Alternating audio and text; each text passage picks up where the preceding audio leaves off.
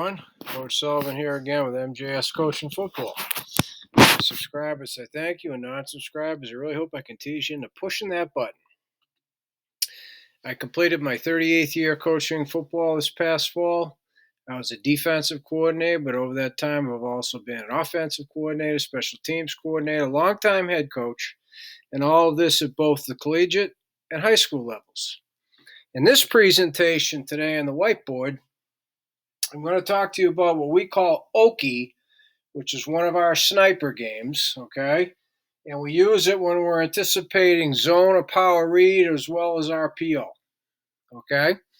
So this would be specific to teams that run either zone read, power read, or both, as well as RPO, okay? So over here are the key terms, and then over here I'm going to illustrate Okie for you. I'm not going to get into all the different coverages that we run. Essentially, we run 3 different coverages to this.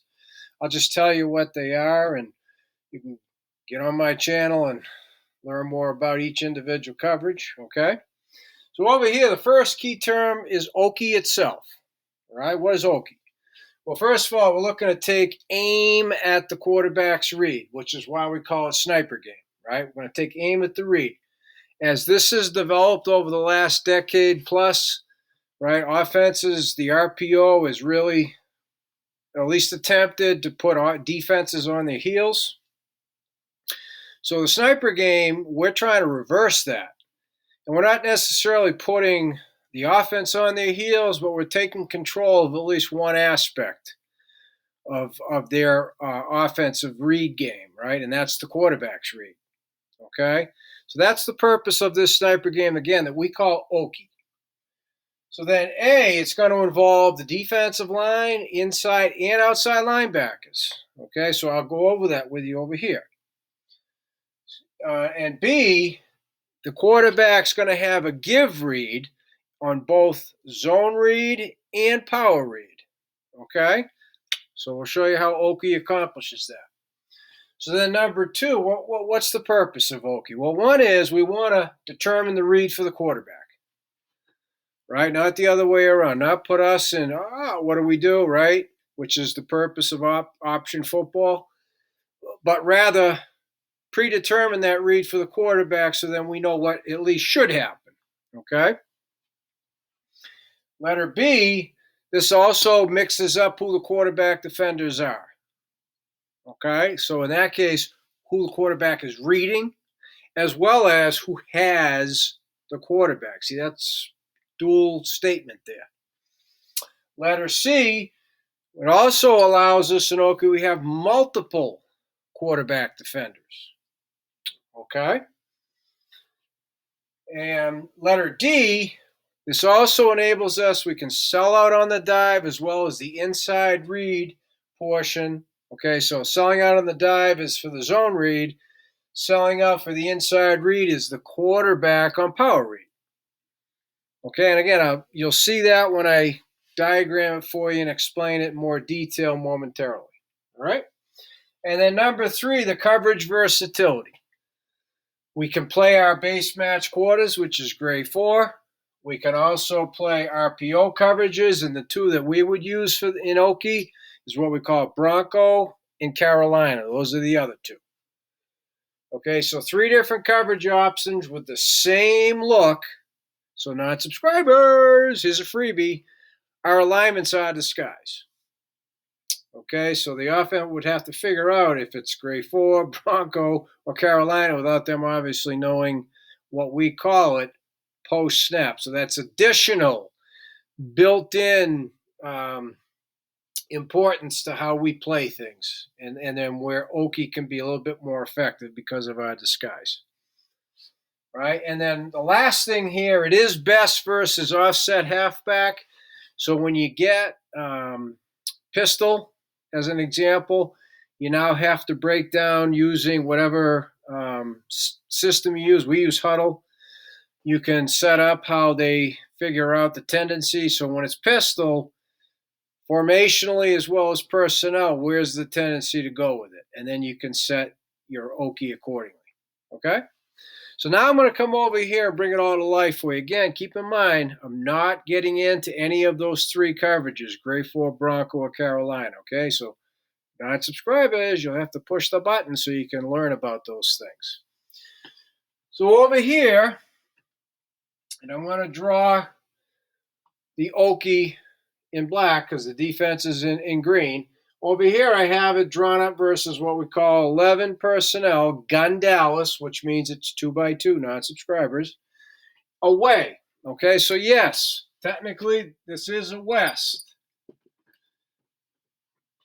In huddle, when we, in the formation conf, we said West, that would tell our players, sure, the halfback is offset left, but is he offset to the tight end or away? Because there are usually tendencies that go with it. So what we prefer to do in huddle is we will simply say Dallas away. So now the players know that the back is offset away from the tight end, okay, for your own knowledge. So that's pretty important. So as you see, it is a West, but the tight end is right, hence away. So therefore, right, you got to teach your players this. Without any motion, without anything happening, the zone read possibility right now is on this side. The power read possibility is on that side. So it helps them eliminate plays. Okay, and then again, that's a part of the tendency, which is why we do it in huddle. So what I'm also not going to get into is the wide receiver motion, which is usually away from the offset halfback, where now the power read could be over. Right? I'm not going to get into that. All right, so if you have any questions relating to that, see my email up top right corner, right? Okay, so let's get into this. First and foremost, right, here is our two-high shell with their alignments underneath. It's sky over here, orbit over here, non-subscribers. You'll have to hit the button to find out why. Okay, the inside linebacker on the side of the halfback. So our guys are screaming, west, west, west, west, west, west, west, and he's screaming static, static, static, static. That's an automatic. Even if we don't call Okie, that's an automatic. Okay, so that's built in. So we're not asking our kids to learn new things. That's an automatic. All right, so that's important. So I don't know if you do that or not in your own system, but if I were you, I would. So what static means is he is going to be a read the mesh guy. So he can be both quarterback and dive, see? So what I'd like to get to now, first of all, is the defensive line portion, right? Remember, it involves all three. The D-line portion of Okie. So they scream west, west, west, okay? And so when you hear west, west, west, that tells the end, who's always left, he is sticking A gap. That tells the nose, if it's west, he knows Okie is opposite the halfback, so he's going right. Okay? And that tells the stud, who is always right, if it's west, that I'm slanting B gap. Okay, so that's the defensive line portion of Okie. So whether it's zone read or power read, B gap, A gap, A gap are all eaten up by the defensive line. So that allowed, right? Remember, sell out on the dive and the quarterback. Well, it's going to be tough. It's going to force the back to bounce. The quarterback, which I'll get to the power read, right? It's going to be tough for him to keep the football. Remember, it is, as determined, a give read versus both, right? So then the last piece of this, because remember, it involves inside linebacker, outside linebacker. So there is your inside linebacker, the static on the side of the back. The outside linebacker also on the side of the back. Because remember, this is good versus zone and power read, but also RPO. And usually the RPO goes with the zone read or it goes with the power read. So on the snap of the football, now he's orbit and he is 5x3, which means his up toe is on the heels of his defensive end. He's no wider than 5 on the snap, which Please remember spacing here. I don't have a big enough board, okay? On the snap of the football, he's executing what we call a shimmy, okay, keeping that inside foot up, staying square, and he's shimmying down, closing the gap, keeping his eyes on the quarterback, okay? So if it is zone read, the quarterback, right, sees that guy sitting there. That should be the give. You follow me? And then now 51 is there. He reads the mesh. He's over the top. So you got 1, 2, 3, 4, 5. And if he really tried to bounce it, it's sky support, right? He's screaming down. I think we got it nailed. Now, everybody reads surface, remember. So he's going to read the surface's run. So he's going to be able to come downhill.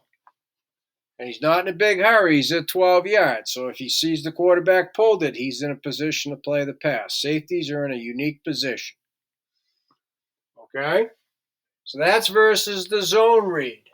Now, since it's all drawn up, I will do the power read in green. Okay? So now if it's power read,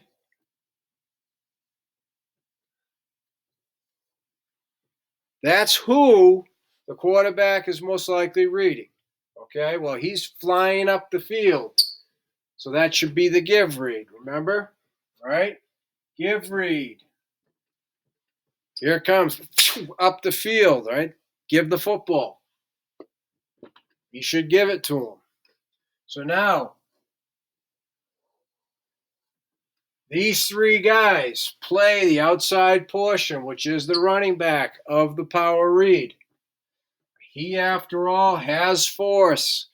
He's a 51 technique. He'll see the ball given, pursue. So inside out, force. There should be a major collision there. What's meant by PTS, as always, he protects the sideline so the ball carrier can't bounce, and then if he gets to the sideline, c'est la vie, right? It's all over. Okay? So that is how Okie defends the zone read, the power read, and potentially the RPO that goes with both.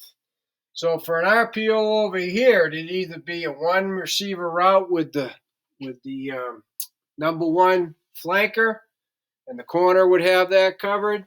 And if the tight end were to release, then the alerts go off for these guys who are thinking pass. Okay, when I say that, I mean our two DBs, corner and the whip. Okay, same over here. If the quarterback pulls in and he's not necessarily running it, we tell our DBs, safeties, and corners, you guys are pass first. Okay, pass first. And the three different coverages that we would play, grade 4, Bronco, and Carolina, allow them to do that. So another key component to our sniper game, in this case, Okie, not to put your players in conflict. Okay, don't ask them, okay, you got to get the dive and also get the quote. All right, right? He's at 4 yards. We teach it and drill it every cycle 2 in preseason and spring, and it's every Wednesday in season. Okay, they're at 4 yards. There's a lot happening in front of them. They have the time to read the mesh, especially when it's been drilled, right? And drilled and drilled and drilled and drilled and drilled. Repetition. That's not the same thing as these guys who everything happens fast. You can't ask them to play dive, then quarterback. Okay? Similar to, don't ask these guys to play the quarterback and the pass because they'll be tentative and not play fast. The term is play fast, right? Make it simple for them to understand. So if they play fast here, they play fast with their feet. So as I said at the beginning, my subscribers say thank you. Non-subscribers, I hope I've teach you into pushing that button. And also a reminder, questions, reach out to me, CoachMJSullivan@gmail.com. I'd like to thank you for watching MJS Coaching Football, and I'd also like to thank YouTube for providing this platform.